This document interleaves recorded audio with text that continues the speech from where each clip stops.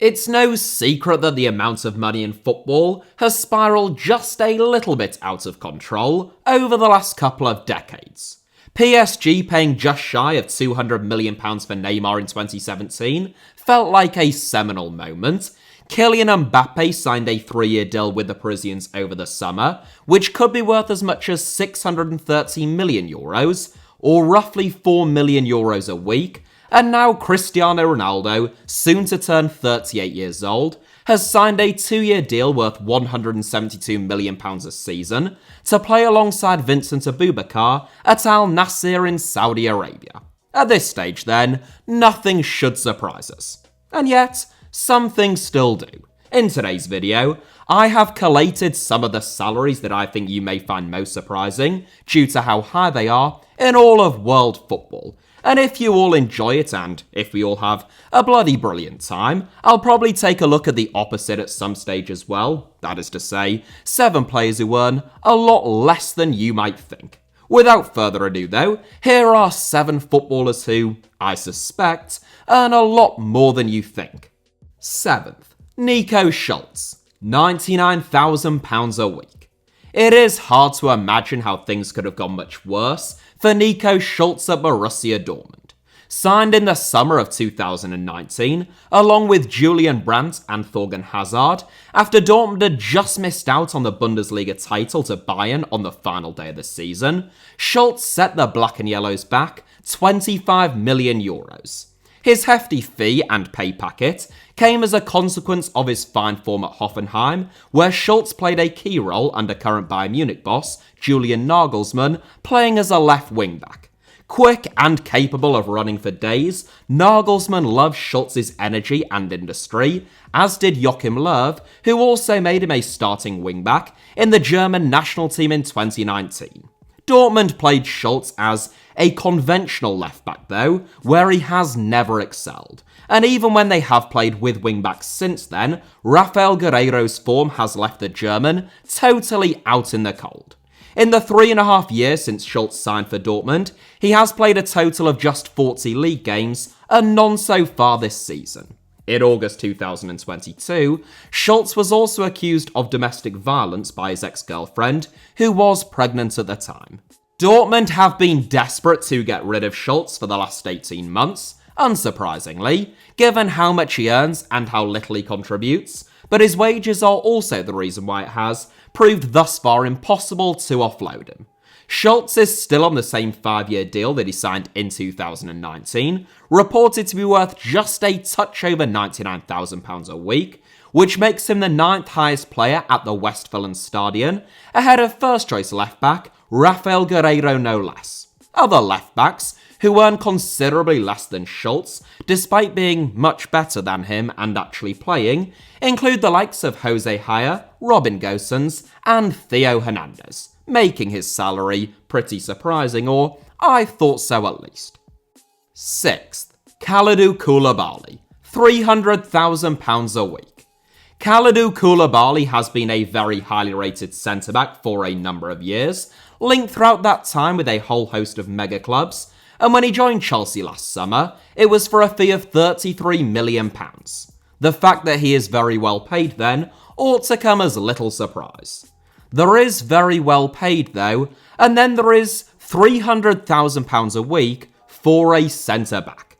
Koulibaly is an absolute man-mountain with incredible strength who can pick a pass, but I've always felt as though he's not quite in the bracket of truly elite centre-backs, and that particularly when playing in a 2 rather than in a back 3, he does have a mistake in him.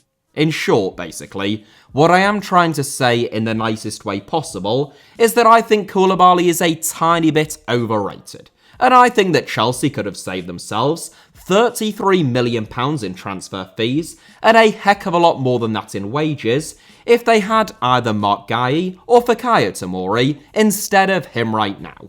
To put Koulibaly's extraordinary salary into some perspective, he is reportedly the 2nd highest paid centre-back in world football, trailing only Raphael Varane, which means that he out-earns the likes of Ruben Dias and Virgil van Dijk. He earns more than double Aymeric Laporte, and roughly 3 times as much as his Chelsea teammate Thiago Silva. who I think is still far better than him even at the grand old age of 38. Koulibaly is the highest paid player at Chelsea, and he earns more than both Robert Lewandowski and 2022 Ballon d'Or winner Karim Benzema. I rest my case since, personally, I find that pretty surprising. Fifth, Andreas Christensen, £199,000 a week. From a centre-back who joined Chelsea in the summer to one who departed, Andreas Christensen left Stamford Bridge as a free agent after his Chelsea contract had expired, which always gives you a stronger hand in negotiations. For that reason, I would expect Christensen to earn a wedge at Barcelona, but not almost £200,000 a week, which puts him on par in terms of his income with teammates Rafinha, Ousmane Dembele, and Sergio Busquets. Again, Christensen is a good centre-back, but he is by no means a truly great one. Even in his last two seasons at Chelsea, once he had established himself in the Blues' first team, he still played fewer than half of their league games. The odd injury here and there didn't help, sure, but the fact remains that Christensen was never the best centre-back at Chelsea, let alone one of the best in the world. His salary, though, which is the 12th highest in world football for a centre-back, would suggest that he is. Christensen earns more than Christian Romero at Tottenham, Ruben Dias at Manchester City, and even fellow Barcelona summer rival Jules Koundé, all of whom I think are much better defenders than him. Oh well, not to worry. At least Barcelona don't have any pressing financial difficulties at the moment that would make vastly overpaying players a totally reckless, vicious cycle. Wait, what? Fourth, Omar AlSama, £120,000 a week. Probably the world's highest paid footballer that most of you will never have even heard of. Omar AlSama has never played outside of Western Asia. At age 33, it seems unlikely that he ever will. Within Western Asia, though, AlSama has long been a sensation, hence his salary, which is double what the average player earns in the Premier League. AlSama is 6'4" tall, he's powerful, devastatingly good in the air, and he can really strike a ball, as is illustrated by his proficiency from free kicks, penalties, and even long-range efforts, despite spending most of his time inside the box. AlSama was born in the city of Deir al-Zor in eastern Syria, and he made his name with local side Al-Fatuha. In June 2011, 3 years before ISIS took partial control of his hometown, AlSama left Syria to join Al-Qadsiya in Kuwait. After scoring prolifically, he went on trial briefly at Nottingham Forest in 2012, playing 3 games for the Trees as a trialist, but no deal could ever be struck.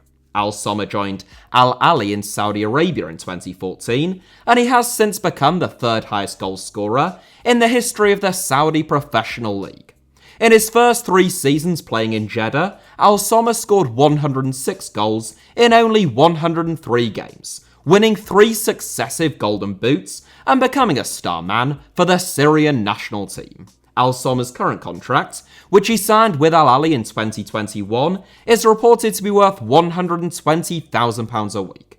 AlSama, therefore, earns the same amount of money as Phil Foden and more than the likes of Luis Diaz, Rafael Leao, and Bukayo Saka, which, is slightly insane.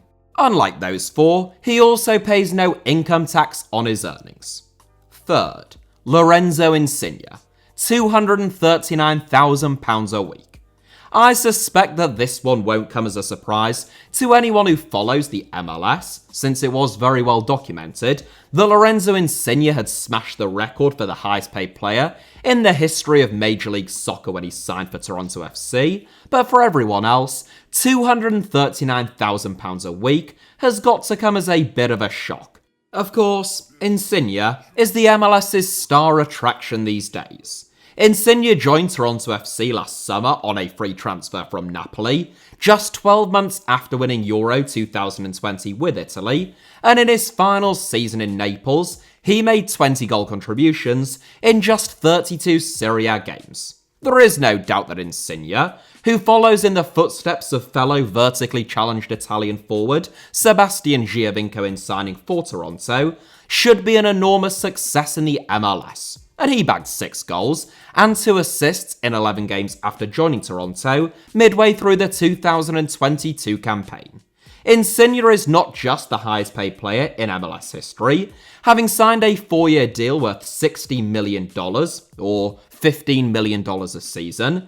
He earns almost double the previous records, namely Zlatan Ibrahimovic and Xherdan Shaqiri, on $7.2 and $7.35 million a year, Shaqiri being still there, of course, and Ibrahimovic since having departed. It is a sensational amount of money then, and it means that Insigne earns more than the likes of Bernardo Silva, Vinicius Jr., and Harry Kane. He's good, don't get me wrong, but he's not that good, and the fact that he'll be earning that amount at 34 is quite something. It's also probably safe to assume that his MLS pay record is safe, at least until Lionel Messi joins into Miami, should that move ever materialise. Second, Steven Nzonzi, £200,000 a week.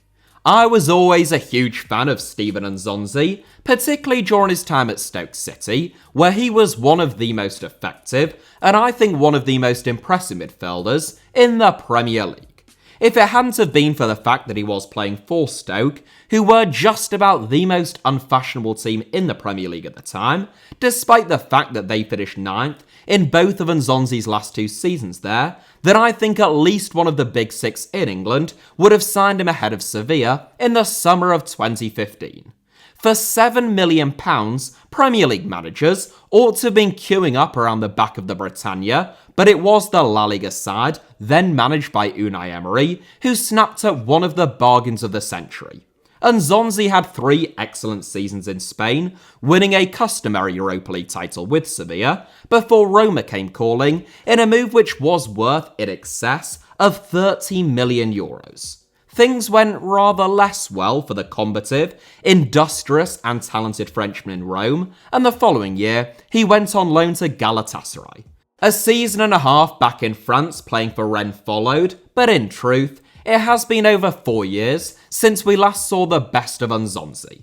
Despite that very minor detail then, he signed by far the most lucrative contract of his career in 2021, joining Al Rayyan of the Qatar Stars League on an almost 2-year deal, reportedly worth £200,000 a week.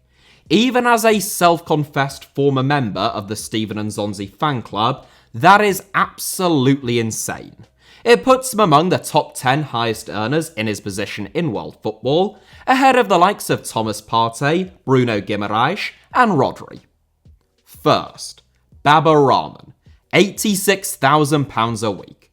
I mean, this one is completely and utterly bonkers, so quite frankly, it had to take top spot.